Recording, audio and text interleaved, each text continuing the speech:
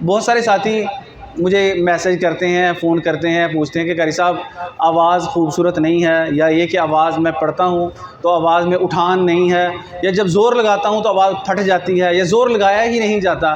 آج کی انشاءاللہ یہ جو ویڈیو بن رہی ہے اس کے اندر، یا آپ کے لیے جو سبق بیان کیا جا رہا ہے اس کے اندر ساری چیزوں کا حل موجود ہوگا۔ صحیح ہے کہ اس میں کن کن چیزوں کے استعمال سے، کن کن چیزوں کے پرہیز کرنے سے ہماری آواز خوبصورت بن سکتی ہے۔ السلام علیکم ورحمۃ اللہ وبرکاتہ۔ اچھا، میں نے آپ کو بتایا تھا کہ 3 چیزیں تلاوت کرنے کے لیے ضروری ہیں۔ کتنی چیزیں؟ 3 چیزیں۔ یعنی جب بھی آپ تلاوت کریں، اسٹیج پر تلاوت کریں، بزم میں تلاوت کریں، مقابلے میں تلاوت کریں، تو اس کے لیے 3 چیزوں کو خاص طور پہ دیکھا جاتا ہے۔ ان میں سے پہلی چیز کیا تھی؟ تجوید۔ پہلی چیز تجوید ہے کہ تجوید ہماری کیا ہو؟ مضبوط ہو۔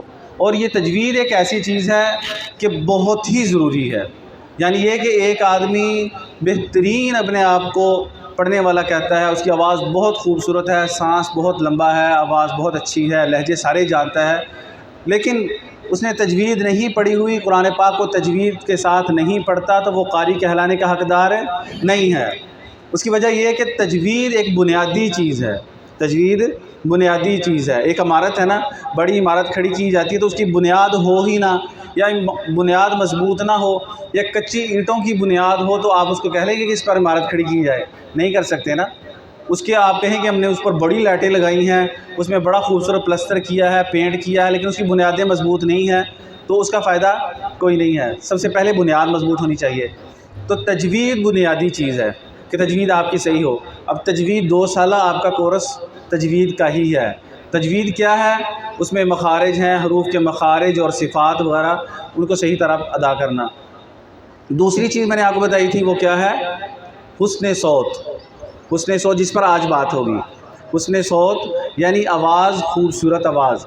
آواز کو کیسے خوبصورت کیا جائے، آواز کو کیسے خوبصورت کیا جائے۔ اور تیسری چیز لہجہ۔ جیسے مقامات، وہ ہمارے مستقل اسباق چل رہے ہیں، مقامات پر مستقل اسباق چل رہے ہیں، کچھ ہو گئے ہیں، کچھ آگے انشاءاللہ چلیں گے۔ آج ہم گفتگو کریں گے کہ حسن صوت، آواز کو خوبصورت کیسے کیا جائے۔ دیکھیں، جتنے انسان دنیا میں آباد ہیں، ہر کسی کو اللہ تعالیٰ نے اپنی اپنی علیحدہ علیحدہ آواز سے نوازا ہے۔ کسی کی آواز قدرتی طور پر زیادہ خوبصورت ہے، کسی کی کم خوبصورت ہے، ہر کسی کی اپنی اپنی آواز ہے۔ صحیح ہے نا؟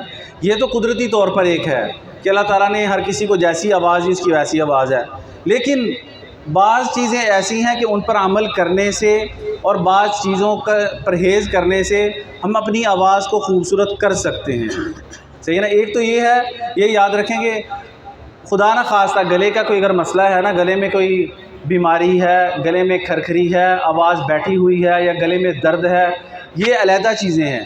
یہ اگر ایسا کسی کا مسئلہ ہے تو وہ باقاعدہ کسی ڈاکٹر سے علاج کروا سکتا ہے۔ مجھ سے بھی آپ پوچھ سکتے ہیں، کیونکہ ایک وقت گزرا ہے، اس کے لیے بہت ساری چیزیں میں نے بھی استعمال کی، گلے کی خرابی کا بھی بہت سارا وقت گزرا، مجھے بھی اس کے تجربات ہیں، تو آپ اس کے لیے آپ مجھ سے بھی رجوع کر سکتے ہیں، مستقل ڈاکٹر حضرات سے بھی آپ اس کی اصلاح کر سکتے ہیں۔ لیکن ایک یہ ہے کہ آواز ہر کسی کی، جیسے میں نے کہا نا، ہر کسی کی مختلف آواز ہے، اس کو مزید آواز کو خوبصورت کیسے کیا جائے، اس کے لیے چند چیزیں جو آج میں بیان کروں گا آپ کے۔ اچھا، ان میں 3 چیزیں۔ سب سے پہلے تو یہ کہ بعض چیزوں سے پرہیز کرنا، کن چیزوں سے پرہیز کرنے سے ہماری آواز خوبصورت ہوگی، اس کے ساتھ ساتھ پھر کن چیزوں کا استعمال ہم کریں گے تو آواز خوبصورت ہوگی۔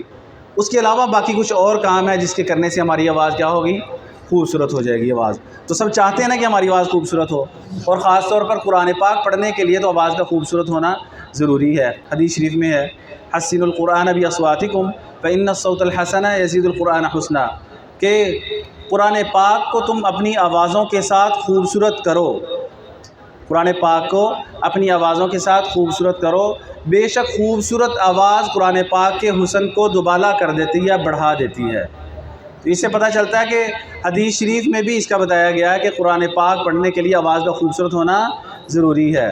تو ہم کیوں نہ ان چیزوں پر عمل کر کے اپنی آواز کو خوبصورت کر لیں؟ تو سب اس کے لیے تیار ہیں نا؟ دلی طور پر آپ تیار ہوں کہ ہم نے اس پہ عمل کرنا ہے۔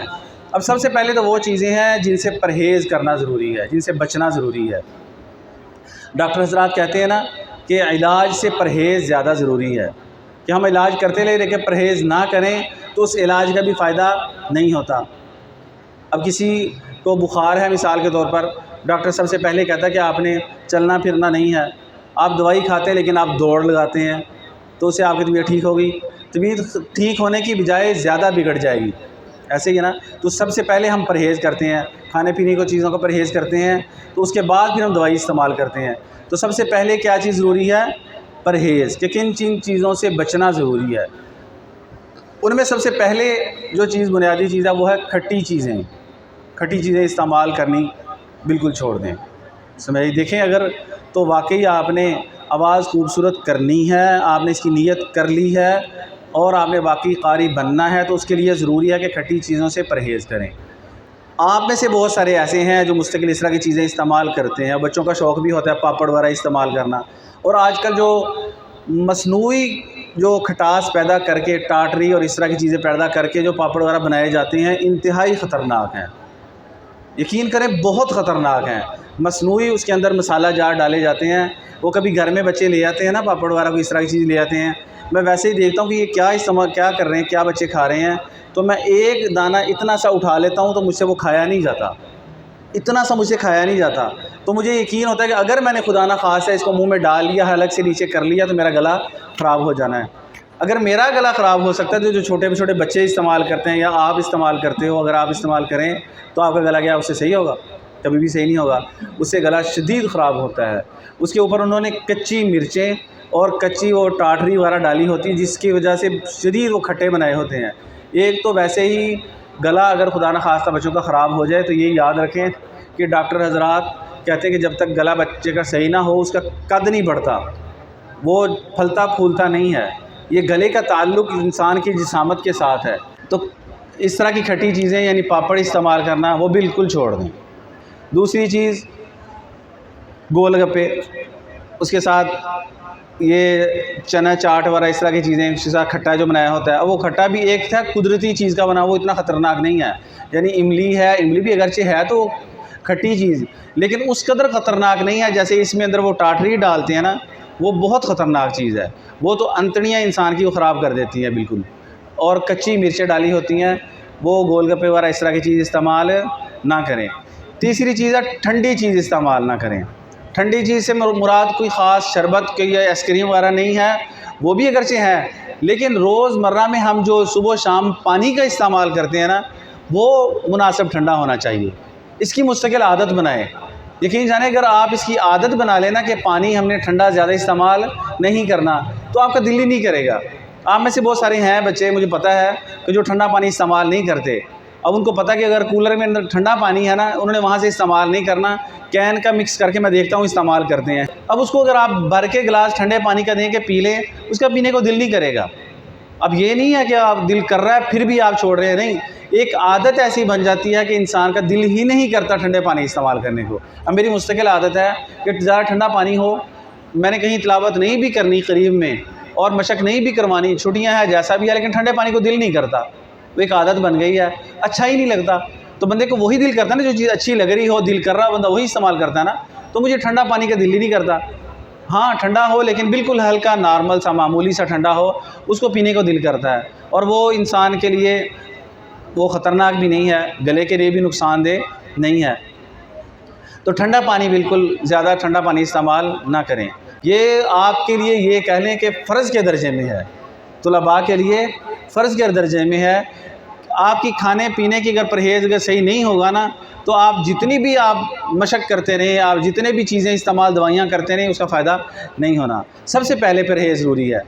اسی طرح اس کے ساتھ ساتھ مشروبات میں جیسے ٹھنڈے شربت ہو گئے، یہ آپ اگر گنے کا رس باہر سے پیتے ہیں، اس کے اندر بے تحاشا برف ڈالی ہوتی ہے، وہ اتنے ٹھنڈا استعمال نہ کریں۔ خود اس کو کہہ دیں کہ میں ٹھنڈا استعمال نہیں کرنا۔ ملک شیک اگر استعمال کرتے ہیں، آئس کریم نہ استعمال کریں، یہ ٹھنڈی زیادہ چیزیں، اس سے مکمل پرہیز کریں۔ چوتھی چیز کیا ہے؟ تلی ہوئی چیزیں استعمال نہ کریں۔ تلی ہوئی چیزیں ہاں کبھی کبھار استعمال کر لی ٹھیک ہیں، یہ چپس ہے، پکوڑے ہیں، سموسے ہیں، اس طرح کبھی کبھی استعمال کر لیا خیر ہے، لیکن زیادہ اس کی عادت نہ بنائیں۔ زیادہ استعمال کریں گے یہ خطرناک ہے۔ اور پانچویں چیز ہے چاول بھی زیادہ استعمال نہ کریں۔ آپ کہیں گے ہر چیز پہ قاری صاحب پابندی لگائی جا رہے ہیں۔ تو ہر چیز پہ پابندی نہیں ہے۔ آخری جو 2 چیزیں ہیں نا، ان کو کبھی کبھی استعمال کر سکتے ہیں، لیکن یہ کہ اس کے ساتھ ساتھ چاول اگر استعمال کرتے ہیں، تلی ہوئی چیز استعمال کرتے ہیں، اس کے ساتھ جب آپ استعمال کریں تو اس چیز کو آپ نے خاص طور پہ خیال رکھنا ہے کہ اس کے بعد ٹھنڈا پانی نہیں استعمال کرنا، یا بعد اس کے بوتل استعمال نہیں کرنی۔ تو 5ویں چیز میں نے کیا چیز بیان کی کہ چاول اور تلی ہوئی چیزیں پہلے تو استعمال نہ زیادہ کریں، لیکن جب استعمال کر لیں تو اس کے بعد 2 کام آپ نے، ایک کرنا ہے اور ایک نہیں کرنا۔ نہیں، ایک کون سا نہیں ہے جو کہ نہیں کرنا، کہ ٹھنڈی چیز استعمال نہیں کرنی، ٹھنڈا پانی یا بوتل وغیرہ استعمال نہیں کرنی۔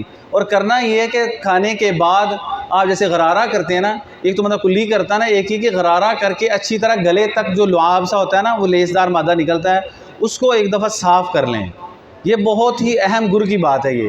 ویسے تو ہر کھانے کے بعد اس چیز کو آپ ضرور کیا کریں کہ جب بھی کھانا کھائیں نا، خاص طور پہ جب چاول وغیرہ کھائیں، اس کے اندر لیس سی ہوتی ہے، اس کو اچھی طرح غرارہ کر کے نا تو پانی 2 3 4 5 دفعہ تھوک دیں، نکالیں گے نا تو اس سے بالکل گلا آپ کا صاف ہو جائے گا۔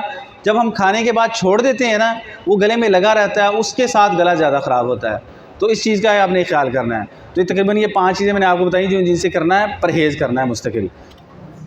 ایک اور چیز ہے، اس سے بھی پرہیز ہے، وہ بھی کبھی کبھی استعمال کر رہے ہیں تو ٹھیک ہے، وہ ہے فاسٹ فوڈ۔ فاسٹ فوڈ کیا ہوتا ہے؟ برگر، پیزا، شاورما، اس طرح کی چیزیں۔ دیکھیں یہ پہلے معدے بھی مضبوط تھے، معدہ ہضم کرنے کے لیے مضبوط ہوتے تھے، تب بھی یہ چیزیں ہوتی نہیں تھیں۔ اب معدے کمزور ہیں اور اس طرح کی چیزیں پیدا ہو گئی ہیں۔ یہ ایک گر کی بات یاد رکھیں، حکماء بھی اس کو کہتے ہیں کہ جو معدے سے بنی ہوئی چیز ہے وہ معدے کو خراب کرتی ہے۔ معدے کی بنی ہوئی چیز معدے کو خراب کرتی ہے۔ مطلب معدے کی بنی ہوئی کیا چیز ہے؟ یہ جو برگر استعمال کرتے ہیں وہ معدے سے بنا ہوا ہے، وہ خالص آٹے سے نہیں بنا ہوا۔ جیسے ہم روٹی استعمال کرتے ہیں نا، آٹے کی روٹی کبھی بھی نقصان دہ نہیں ہوتی۔ معدے کی کوئی بھی بنی ہوئی چیز معدے کو خراب کرتی ہے۔ اس میں شاورما، برگر وغیرہ ساری چیزیں یہ معدے سے بنی ہوئی ہوتی ہیں، آپ کو پتہ ہے، یہ معدے کو خراب کرتی ہیں۔ اب آپ کہیں گے کہ معدے کا تعلق گلے کے ساتھ کیا ہے؟ کہ ہم تو بات کر رہے ہیں گلے کی، تو یہاں قاری صاحب کہہ رہے ہیں کہ معدے کی چیز معدے کو خراب کرتی ہے۔ تو معدہ اگر خراب ہے تو سارا انسان ہی کیا ہے؟ خراب ہے۔ ہاں، معدے کی چیز ہے نا، کہتے ہیں کہ معدہ حوض کی مانند ہے۔ اگر حوض، آج کل کی مثال اگر لینا چاہیں نا تو یہ ٹینکی کی مثال لے لیں کہ ٹینکی کے اندر اگر پانی خراب ہے تو ہر ٹوٹی کے اندر پانی خراب آئے گا۔ معدہ اگر خراب ہے تو انسان کے سارے اعضاء خراب ہوتے ہیں، اس سے بیماریاں پڑتی ہیں، اس سے شوگر، بلڈ پریشر، جتنی بھی بیماریاں ہیں معدے کے خراب ہونے سے بڑھتی ہیں۔ سمجھ آئیے؟ معدہ خراب ہو تو ساری بیماریاں بنتی ہیں۔ تو معدے کو صحیح کرنے کے لیے یہ کہ اس طرح کی جو چیزیں استعمال نہ کریں، گھر کی روٹی، قدرتی چیز، سبزی یا دال، یہ جو بھی یہ نقصان دہ نہیں ہے۔ تو بازاری کوئی بھی چیزیں ہیں یہ نقصان دہ ہیں، جیسے برگر وغیرہ۔ اچھا، یہ تو میں نے وہ بیان کی جس سے بچنا ضروری ہے۔ دوسری چیز میں نے کہا تھا کہ جن چیزوں کے استعمال کرنے سے آواز خوبصورت ہوتی ہے وہ کیا ہے؟ اس میں یہ ہے کہ ایک معمول بنائیں، گرمی ہو یا سردی ہو، کھجور اور دودھ کا استعمال سنت بھی ہے، اور یہ اعصاب کے لیے خاص طور پہ بہت زبردست ہے۔ تلاوت کے اندر جو ہم آواز کی خوبصورتی کے لیے جو چیزیں استعمال کرتے ہیں نا، یا جن چیزوں کا ہمیں ضرورت ہوتی ہے، اس میں اعصاب جس انسان کے مضبوط ہونا، اعصاب جس کے قوا جسے کہتے ہیں مضبوط ہونا، وہ جتنی بھی آواز زور لگائے تو اس کی آواز پھٹتی نہیں ہے۔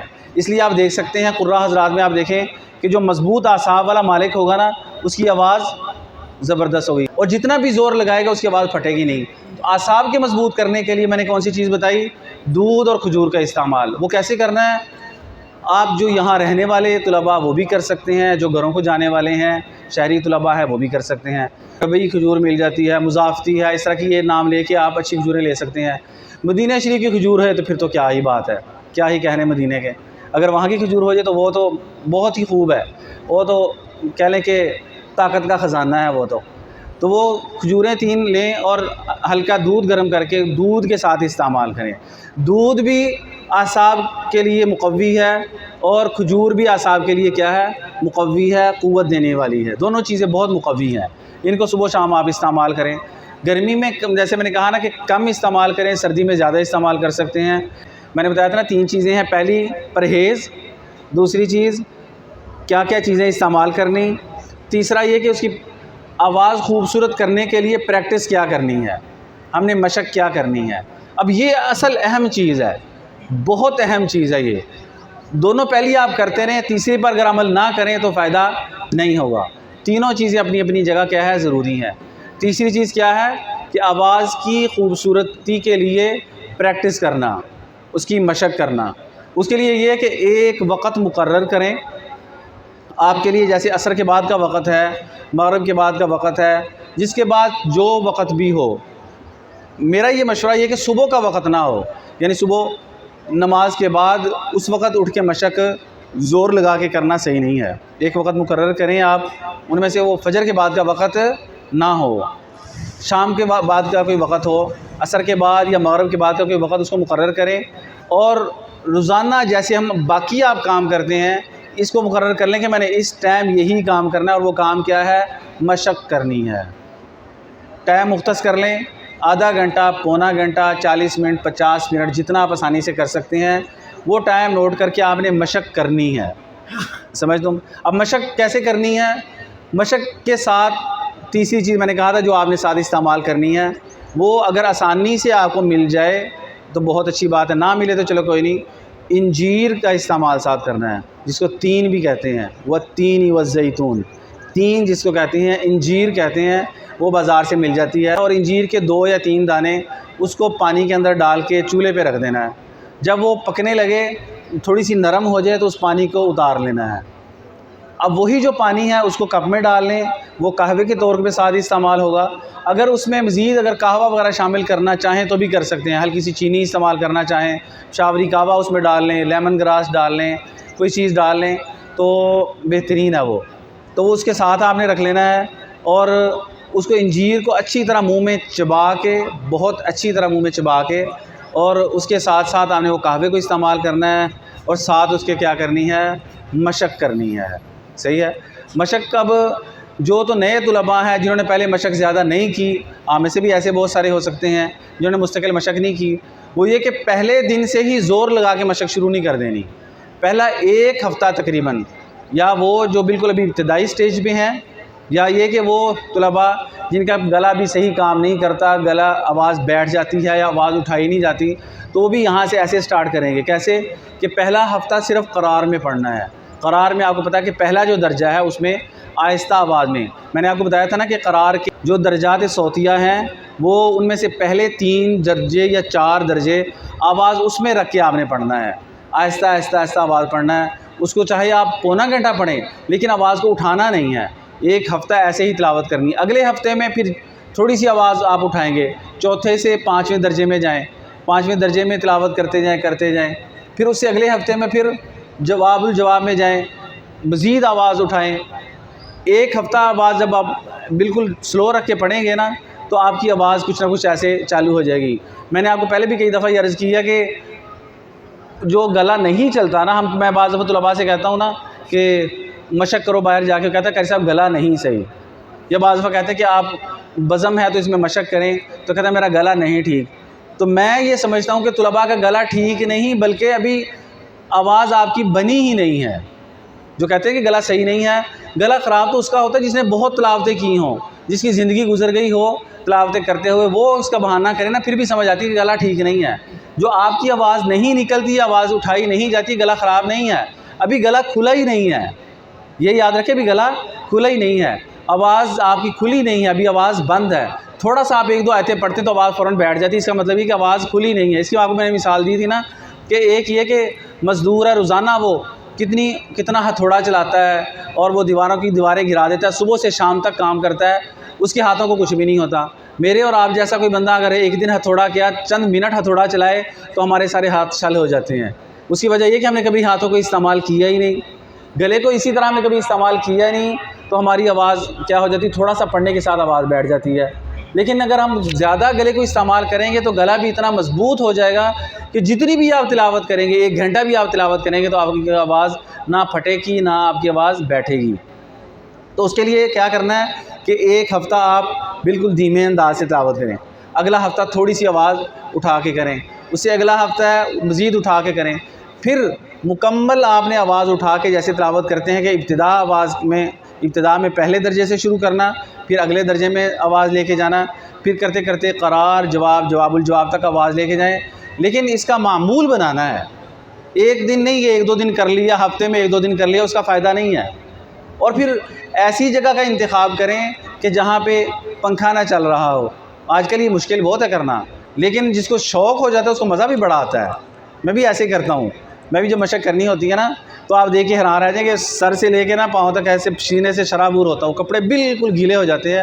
مشق کرتا ہوں، اس میں مزہ جو آتا ہے کیا بات ہے، سبحان اللہ. اے سی میں بیٹھنے کا اتنا مزہ نہیں ہے جتنا پسینے میں اندر مشق کرنے کا مزہ ہے. اور جو کریں گے نا جب آپ، تو آپ ابھی حیران ہو رہے ہیں نا، جب آپ اس پہ عمل کریں گے تو آپ خود کہیں گے کہ قاری صاحب واقعی میں اس درجے پہ پہنچ گیا ہوں کہ مجھے اس تلاوت کا مزہ آ رہا ہے. اس تلاوت کا مزہ آ رہا ہے کہ مجھے پورا پسینے میں ایسے شرابور ہو جاتا ہوں، پھر مجھے مزہ آتا ہے. تو جب سینہ نکلتا ہے نا، اعصاب بندے کے کھلتے ہیں. تو لیکن یہ یاد رکھیں کہ پنکھا بالکل استعمال نہ کریں. اگر آپ کو پسینہ آتا ہے نا تو آپ فوراً پنکھا چلا دیتے ہیں، تو اس کے ساتھ آ کے فوراً پٹھے جو ہیں، اعصاب جو ہیں، یہ جکڑے جائیں گے، تو آپ کی آواز بالکل بیٹھ جائے گی. تو آپ نے کیا کرنا ہے کہ پنکھا بند کر کے تو مشق کرنی ہے. اگر سردیوں کا موسم ہے تو سردیوں کے موسم میں پنکھا تو ویسے ہی استعمال نہیں ہوتا، تو آپ گرم لحاف اوپر لیں، گرم چادر اوپر لے کے پھر مشق کریں. پھر اگلا کام ایک ضروری یہ کرنا ہے کہ تلاوت کرنے کے بعد فوراً پنکھے کے نیچے، ایئر کولر کے سامنے، اے سی کے سامنے بالکل نہیں جانا، ورنہ وہ جتنا کیا ہوا سارے کا سارا وہ کیا ہو جائے گا، اس پہ پانی پھر جائے گا. اس کا کوئی فائدہ نہیں ہوگا، بلکہ آپ کا گلا بالکل بیٹھ جائے گا. اس کے بعد فوراً اگر نہانے چلے گئے کہ بہت پسینہ آ رہا ہے جی، یہ طلباء کو عادت ہوتی ہے، میں یہ سردیوں میں بھی مشق کرواتا رہا ہوں نا، میں نے طلباء سے کہنا کہ بالکل نا دروازے وغیرہ بند کر دیں، اوپر نہ چادر وغیرہ لیں تو مشق کروانی ہے. اب دیکھیں یہی وہ وقت ہوتا ہے کہ جس وقت ہمارا گلا کھلنا ہوتا ہے، اس وقت ہم ایسا ایک عمل کر جاتے ہیں جس کی وجہ سے بالکل ہی ہمارا گھڑے کا بیڑا غرق ہو جاتا ہے.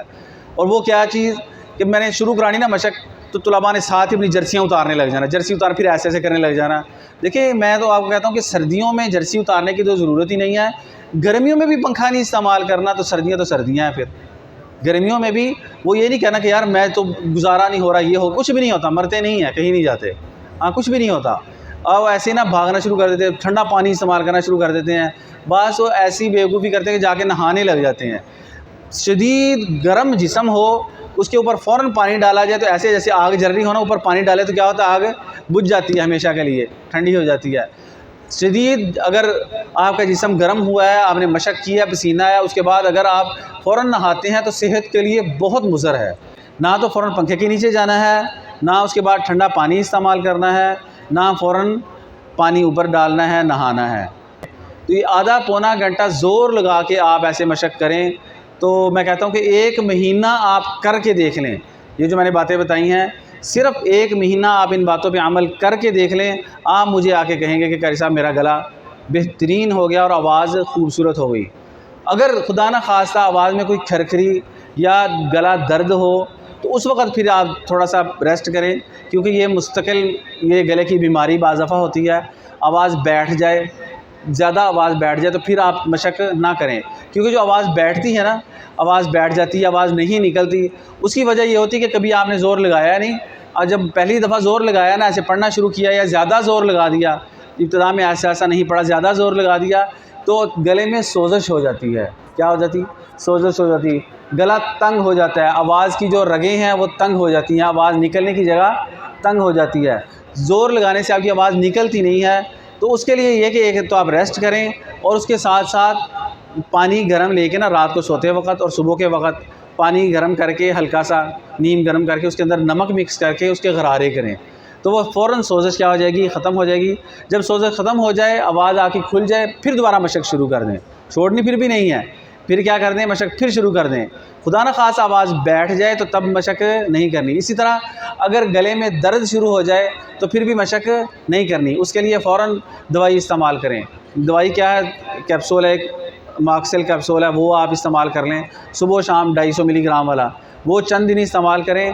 یہ جو درد ہوتا ہے نا، اس کی وجہ یہ ہوتی ہے، جیسے میں نے آپ کو کہا نا کہ ابھی کبھی ہاتھوں کو استعمال نہیں کیا تھوڑے وغیرہ کے لیے تو ہاتھ زخمی ہو جاتے ہیں. اب زخمی ہاتھوں کو پھر بھی ہم استعمال کرے جائیں تو کیا ہوگا، اور زخمی ہو جائیں گے.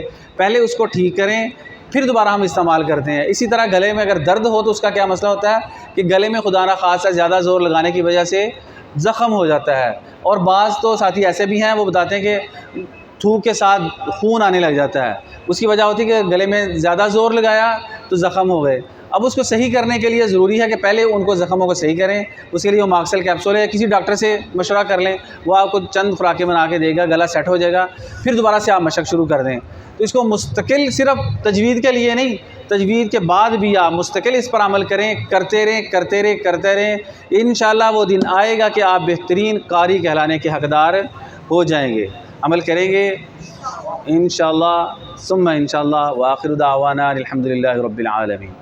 اس طرح کی مزید بہترین ویڈیوز دیکھنے کے لیے ہمارے اس چینل کو سبسکرائب کریں اور بیل آئیکن کو ضرور دبائیں تاکہ آئندہ ہماری ویڈیوز اب تک پہنچتی رہے۔